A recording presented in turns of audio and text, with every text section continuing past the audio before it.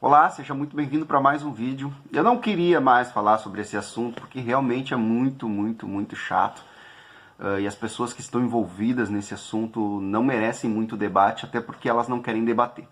Para você que ainda não sabe, que não mora no planeta Terra, surgiu um manifesto com veterinários comportamentalistas e com alguns treinadores de cães também, com mais de 250, se não me engano.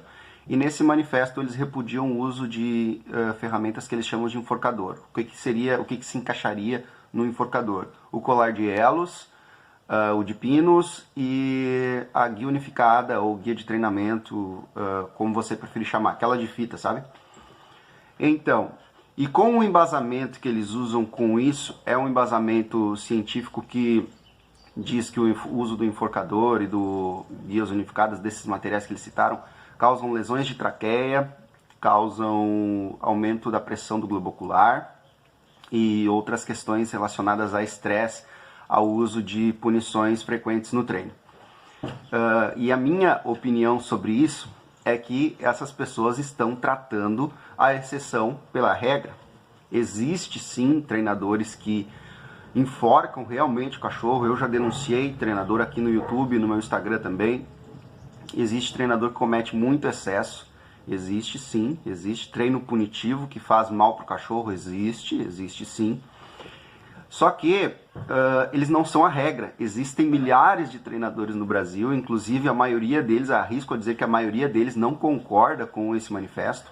E não concorda com esse manifesto justamente porque a intenção desse manifesto é colocar todos os treinadores que utilizam ou já utilizaram essa ferramenta, ou utilizam em alguns casos a ferramenta do enforcador, colar de elos ou guia unificada, como eu, que utilizo em alguns casos, eu não utilizo em todos os casos. Por exemplo, em cães menores eu já não utilizo o enforcador.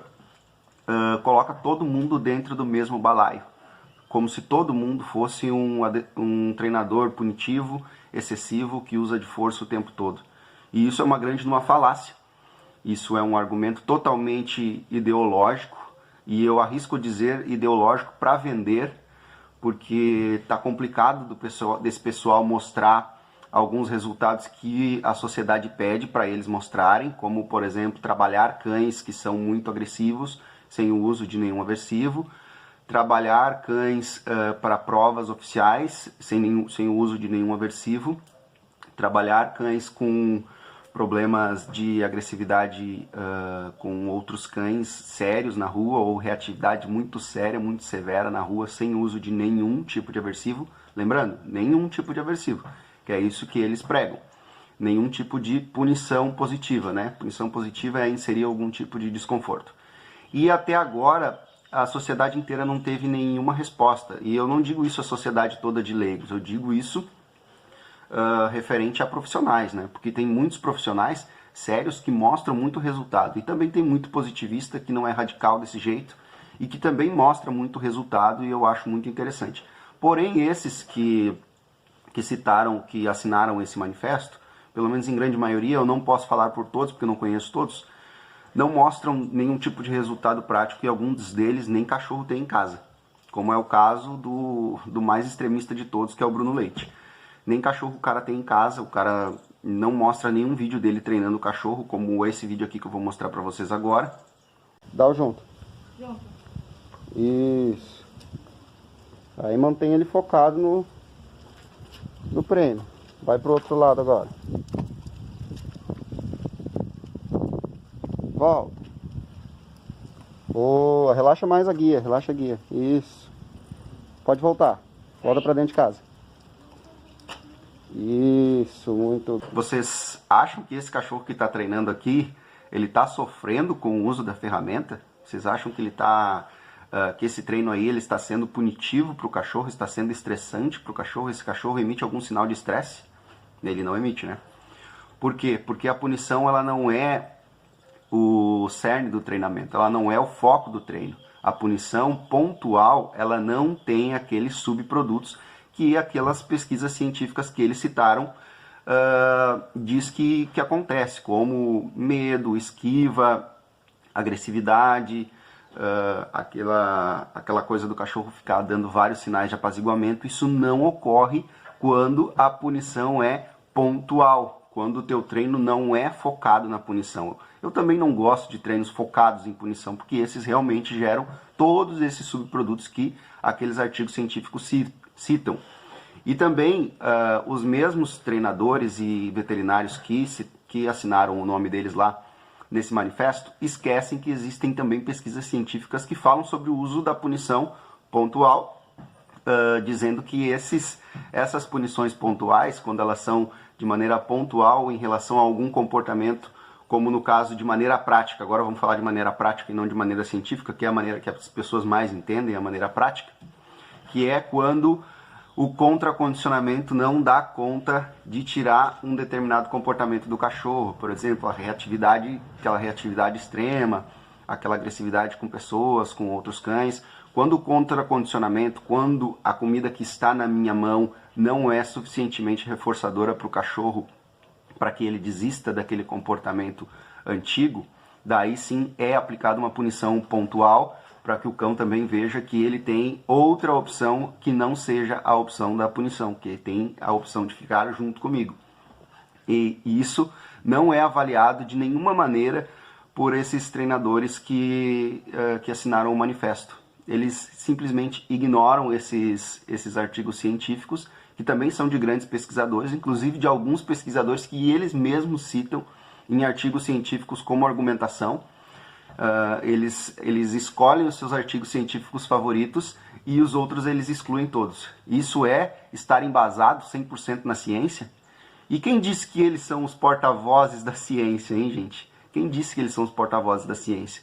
A gente está vivendo num momento de polarização tão grande no adestramento que a gente está já chamando de nós e eles e nós. Nós, os bonzinhos, eles, os malvados, né? No caso do pessoal que assinou o manifesto. Nós somos os bonzinhos, que nós não queremos que o cão sinta nenhum tipo de dor ou desconforto, e eles são os malvados, são os adestradores punitivos. E colocam eles, todo mundo, dentro do mesmo balaio. Como eu disse, não dá para tratar a exceção como regra. Você não vê todos os dias vídeos de treinadores enforcando cães como daquele cara lá de São Paulo.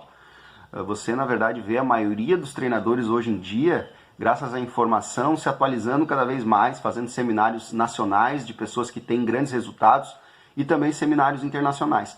Desses seminários internacionais, muitos treinadores positivistas já participaram, inclusive junto comigo, desses seminários internacionais de treinadores e grandes pesquisadores internacionais que são conhecidos por serem treinadores mais positivistas, né? São treinadores positivistas.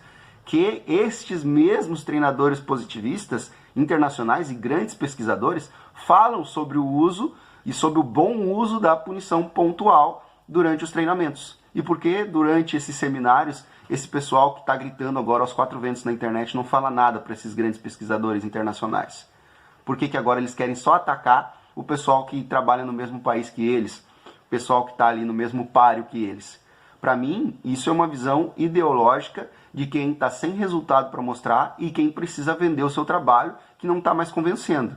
Então, gente, vamos começar a mostrar resultado, vamos começar a mostrar os treinos na prática, e não só treinos laboratoriais, treinos dentro de laboratório, que funcionam dentro da caixa, que funcionam aqui dentro da minha casa, porque sim, o adestramento positivo, ele funciona muito bem, sem nenhum tipo de punição.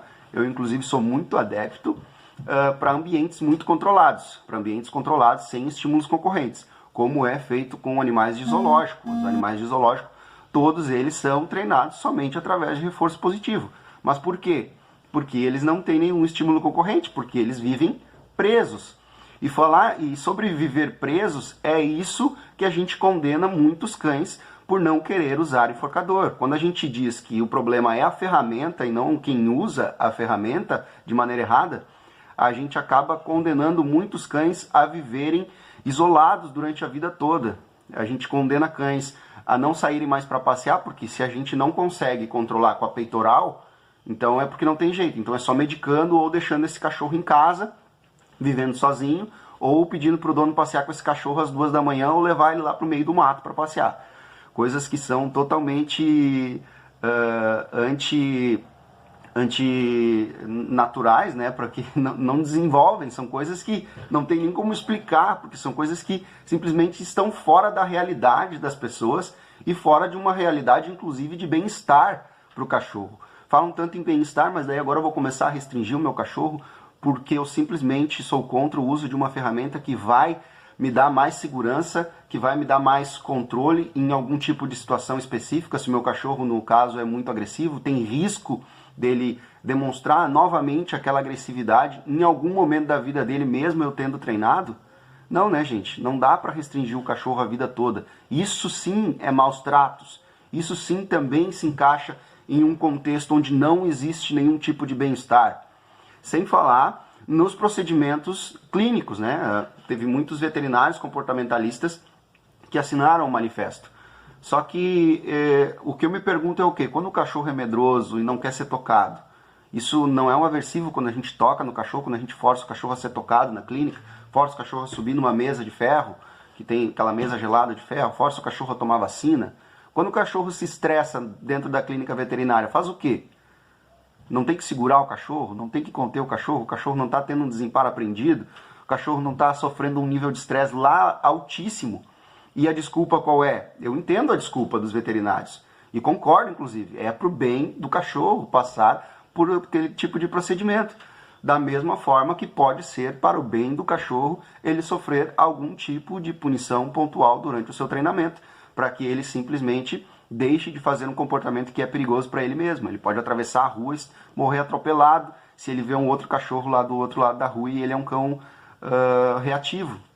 Então a gente precisa muito mais colocar a mão na consciência e muito mais pensar em não tratar a exceção por regra.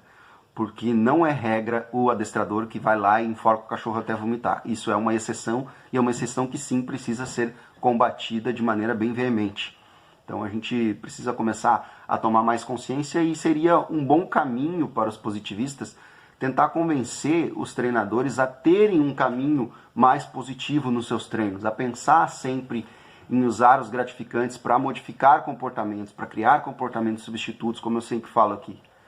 Eu concordo muito com os positivistas e aprendo muito com eles também, só que o que quebra o vínculo com os positivistas com o resto da classe, o que faz com que eles desunam todo mundo, é essa arrogância, é essa prepotência, é essa questão deles quererem achar que são melhores que todo mundo, é esse jogo sujo, esse jogo marqueteiro sujo, para tentar excluir todo o resto dos treinadores que usam de alguma ferramenta que eles não concordam, ou que simplesmente eles nunca usaram na vida ou tentaram usar e não deu certo para eles. Eu tenho um monte de ferramenta de treino que eu não uso porque não deu certo para mim. Uma delas é o colar eletrônico. Eu não uso colar eletrônico porque eu não sei usar colar eletrônico, eu não tenho expertise para usar essa ferramenta. Mas não é por causa disso que eu vou falar mal de todo mundo que usa essa ferramenta com uma baita de uma expertise. O pessoal do esporte usa muito bem, o pessoal do Mondio Ring, do IGP, o pessoal de outras áreas, até mesmo de área comportamental, usa muito bem o e-collar e consegue fazer um treino justo usando a ferramenta e-collar. Então, por que eu, que sou leigo nessa ferramenta, vou falar mal de todo mundo que usa? Ou então vou falar mal da ferramenta, incluindo todo mundo que a usa? Eu tenho que começar a assumir a minha ignorância, da mesma forma que os positivistas precisam assumir a sua ignorância em relação a alguns termos, em relação a algumas ferramentas, em relação a algumas metodologias de trabalho, e não simplesmente condenar porque eles não estão por dentro dessa metodologia.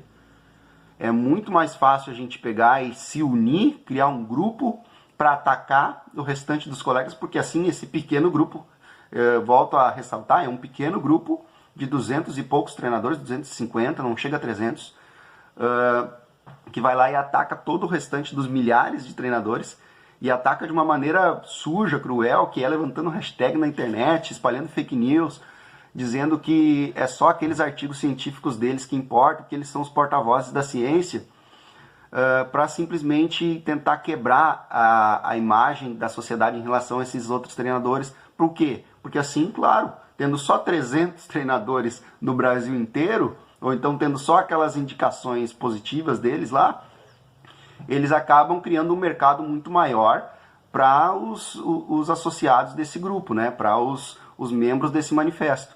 Então, assim, se torna muito mais fácil de se trabalhar, né? Não se precisa mostrar resultado se você consegue, de certa forma, convencer a sociedade de que o adestramento é aquilo ali. Que não importa o resultado, só importa o bem-estar e que em muitos casos não dá para unir bem-estar e resultado. Sendo que dá sim para unir bem-estar e resultado. Isso é falácia, isso é desculpa de quem não sabe o que está fazendo. E tem muito treinador que eu humildemente falo, você está falando sobre um tema que você não tem conhecimento de causa. Você está sendo somente mais um papagaio de pirata.